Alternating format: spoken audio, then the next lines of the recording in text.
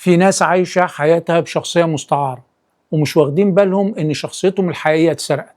في البيت النرجسي بيحصل حاجة محدش بيلاحظها بسهولة، مش بس بتتعلم تصرفات أو عادات من النرجسي، لأ، بيتصنع النسخة منك، نسخة مصممة عشان تخدم هدف العيلة، تمثل الصورة صح وتمتص الضغوط.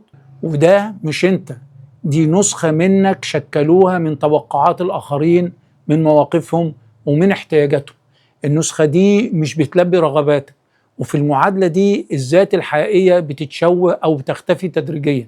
بتمشي في حياتك وانت لابس قناع، قناع ناجح، قناع محب، قناع المسؤول، ومع الوقت القناع بقى أكتر تواجدا منك، لحد ما تبدأ تسأل نفسك سؤال متكرر: هل اللي بتشوفه كل يوم في المراية ده أنا؟ وأخطر حاجة لما النسخة دي تبقى ناجحة قدام العالم، بتصعب عملية الاسترداد. الناس هتسقف للنسخة وهتبني عليها توقعاتها، وانت تلاقي صوتك الداخلي يتلاشى وسط التصفيق ده. المعركة الحقيقية مش انتقام ولا مواجهة صاخبة، المعركة انك تلاقي نفسك اللي اتسرقت من خلال رحلة فك القناع بالتدريج وإعادة تكوين حدودك. أهلا بيكم.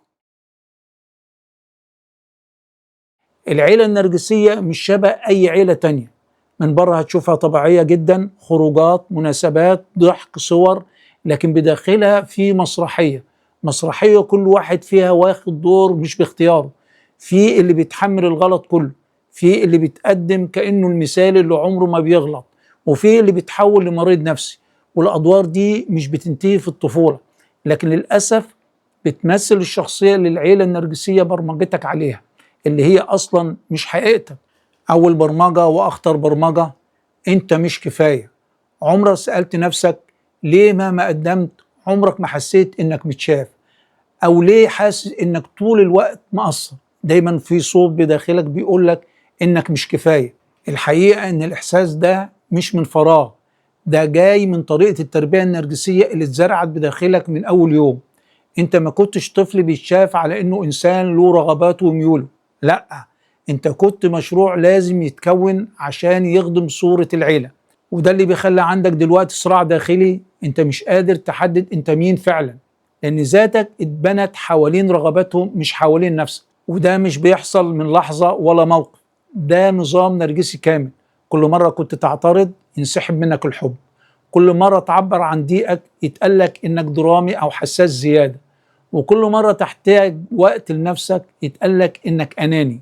النتيجة بقى عندك نسخة تانية من نفسك، نسخة مش حقيقية، نسخة اتعلمت تعيش بس عشان تحافظ على الصورة المثالية اللي هي الهدف الأول للبيت النرجسي. اتبرمجت على إنك السبب، أنت الغلطان، ارضي غيرك الأول. والخطير هنا إنك ساعات ما بتبقاش واخد بالك إن الصوت ده مش صوتك أصلا. وده بيظهر كمان في باقي علاقاتك. دي البرمجة اللي ورثتها من العيلة النرجسية. وبرغم انك دلوقتي شخص بالغ، لكن ما زال النظام القديم مسيطر، نظام مبني على الذنب والخزي. والاخطر ان البرمجة دي مش بس بتخليك تحس انك مش كفاية، لكنها بتضرب في ثقتك بنفسك بشكل مباشر. والطفل اللي يتربى على ان اي غلطة معناها انه مش كفاية، بيكبر وهو فاقد القدرة عن انه يصدق انه ممكن ينجح. الناس اللي عاشوا في بيوت نرجسية بيظهر عندهم مستويات اقل من الثقة بالنفس، وبيكونوا أكثر عرضة للقلق والاكتئاب، لأنهم اتعلموا يشوفوا نفسهم بعيون نقدية طول الوقت. وتاني برمجة هي الذات المزيفة. جرب تسأل نفسك دلوقتي: أنت مين؟ بتحب إيه؟ إيه أكثر حاجة بتريحك؟ هتتفاجئ إن الإجابة مش جاية بسهولة، ويمكن ما بتجيش خالص. ليه؟ لأن من وأنت صغير اتعلمت تكون مراية، مش مراية تعكس حقيقتك، لأ، مراية تعكس مزاجهم وقراراتهم. مزاجهم يحدد انت مبسوط ولا زعلان، رضاهم بيرسم انت ناجح ولا فاشل. حتى اختياراتك الصغيرة، لبسك، كلامك، ضحكتك، كلها كانت انعكاس لرغباتهم مش لرغبتك. المشكلة بتظهر لما تبعد عنهم فجأة، تلاقي نفسك واقف قدام مراية فاضية، مفيش انعكاس، مفيش ذات حقيقية. تسأل نفسك: طب أنا بعمل ده عشان أنا عايزه ولا عشان هم عاوزينه؟ ناس كتير عاشوا في بيوت نرجسية بيحكوا نفس الحكاية. وده مش ضعف منك ولا خلل فيك، ده تصميم البيت اللي اتربيت فيه، بيت بيبني لك شخصية على مزاجه، وبعدين يسيبك من غير مفاتيحك الخاصة. وده السبب انك ممكن تبقى ناجح في الشغل، محبوب من الناس، لكن بداخلك احساس رهيب بالفراغ. ولحد ما تبدأ تبني ذاتك من الصفر بعيد عن انعكاسهم، هتفضل دايما تحس انك عايش بهوية مش بتاعتك. وتالت برمجة بتظهر عليك هي التطبيع مع الخلل. عارف لما تعيش في مكان فيه دوشة مستمرة، في الأول بتنزعج، لكن مع الوقت دماغك تتأقلم وتبطل تسمع الدوشة أصلا. ده بالظبط اللي بيحصل داخل البيت النرجسي. الصريخ بقى موسيقى الخلفية، الإنكار بقى لغة الحوار، الدراما بقت أسلوب حياة. اللي بيحصل إنك بتتعود لدرجة إن دماغك تربط الأمان بالفوضى، فتكبر وإنت شايف إن القلق شيء طبيعي، بل أحيانا ضروري. ولو حياتك فجأة هديت تبدأ تتوتر، تبدأ تفكر إيه اللي بيحصل، هو فين الخطر، هو في حاجة مستخبية.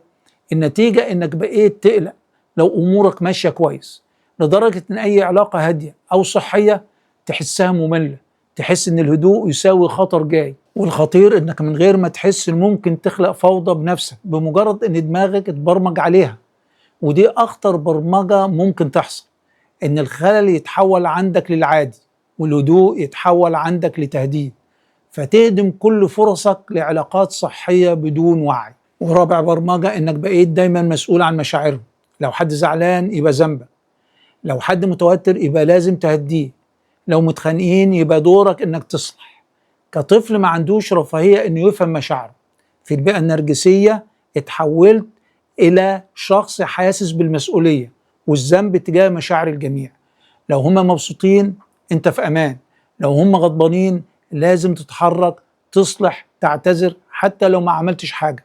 الخطير في الموضوع إن دماغك بيتبرمج على المعادلة دي، أنا المسؤول عن مشاعر الناس، وتكبر وتلاقي المعادلة دي شغالة في كل مكان. في شغلك المدير لو متعصب تفكر إنك غلطت فيه، في علاقاتك شريكك متضايق تحس بالذنب، وده يعطلك عن إنك تساعده ويكون أحسن. وكمان ده بيتكرر مع أصدقاء. والأخطر إنك تنسى مشاعرك، تتعود إنك دايما واقف في الكواليس بتدير المسرح، لكن عمرك ما طلعت تعيش دورك. وده أكبر فخ بتنصبه العيلة النرجسية، إنك تصدق إن قيمتك جاية من إنك تحل مشاكل غيرك، بينما الحقيقة إنك عمرك ما كنت مسؤول عن مشاعرهم أصلا. وخامس برمجة نرجسية هي العقاب على الاختلاف. جرب كده تقول جملة صغيرة بس مختلفة وسط بيت نرجسي، فجأة وشوش تتغير، الجو يتقلب، وتحس إنك عملت جريمة مش مجرد رأي. النرجسي بيحبك طول ما أنت شبهه، تقلد أفكاره ممتاز، تبقى صدى صوته، تبقى ابنه المثالي. لكن أول ما تتجرأ وتقول أنا شايف الموضوع غير كده أو عندي رأي تاني، الدنيا كلها بتتهد. ممكن عقاب مباشر، خصام وغضب، ممكن عقاب صامت، تجاهل، برود، أو حتى سحب الحب، وممكن يوصل لتهديد يخليك تندم إنك اتكلمت. النتيجة الدرس بيترجم بداخلك، التشابه يساوي أمان، الاختلاف يساوي رفض. فتكبر وانت مش بس خايف تقول رأيك، انت بتبطل حتى تفكر في رأي مختلف، فتبدأ تختار اختيارات مش بتاعتك وتعيش بشخصية مش من اختيارك. كل ده عشان ما تترفضش. وده أخطر من أي عقاب جسدي، انك تتعاقب لمجرد انك كنت نفسك. وسادس برمجة هي الدور اللي اختاره عشانك. تخيل انك دخلت مسرحية واكتشفت ان المخرج اختارك لدور من غير ما يستأذنك. هو ده بالظبط البيت النرجسي، مش مجرد بيت، ده مسرح كامل. بس هنا المفاجأة، مش انت اللي بتختار الدور، هم اللي بيحددوا دورك. ممكن تبقى كبش الفدا اللي كل المشاكل تتعلق في رقبته، او الطفل المثالي اللي يلمع صورة العيلة قدام الناس، او دور المنقذ اللي يضحي بنفسه عشان ينهي المشاكل. والمشكلة إن المسرحية دي بتتكرر في كل أدوار حياتك. هتلاقي نفسك بتعيد نفس الدور مع أصدقائك أو شريكك. وهنا السؤال، أنت فعلا عايش حقيقتك ولا لسه محبوس في الدور؟ سادس حاجة اتبرمجت عليها من غير ما تحس هي الخلط بين الانفعال والصدق. في البيت النرجسي اللي يزعق أكتر هو اللي صح. في البيئة النرجسية لو حد انفعل بشكل مبالغ فيه يبقى معاه الحقيقة المطلقة، لو انت فضلت هادي يبقى ضعيف أو كذاب. البرمجة دي تتشكل بداخلك لدرجة انك تبقى مضطر تبالغ في ردود أفعالك علشان تثبت انك صادق. فتتعود ترفع صوتك، تنفعل، تعمل دراما عشان تتشاف. العيلة النرجسية بتميز الابن المؤذي صاحب الدراما والصراخ عن الابن العقلاني، لأن ده معيار القوة عندهم. فتكتشف إنك دايما محتاج تعمل فوضى عشان بس تاخد حقك، لأن عقلك اتبرمج على كده. سابع برمجة ونتيجة حتمية هي تدمير حدودك. تخيل كده إنك ساكن في بيت مفهوش أبواب ولا جدران، أي حد يقدر يدخل يقعد ياخد اللي عايزه ويخرج. إيه اللي هيبقى من البيت وقتها؟ ولا حاجة. البيت ده هو أنت. لو اتربيت وسط نرجسيين حدودك نفسها بتختفي، وقتك، مشاعرك، أسرارك كلها بدون حدود. والأخطر إنك تكبر مقتنع إن أي محاولة تقول فيها دي مساحتي معناه إنك أناني أو قاسي. لكن لأ، الحقيقة إن الحدود مش جدار قسوة، الحدود هي جهاز المناعة النفسي، هي اللي بتحافظ على ذاتك، على سلامك، على إنك تبقى إنسان حقيقي.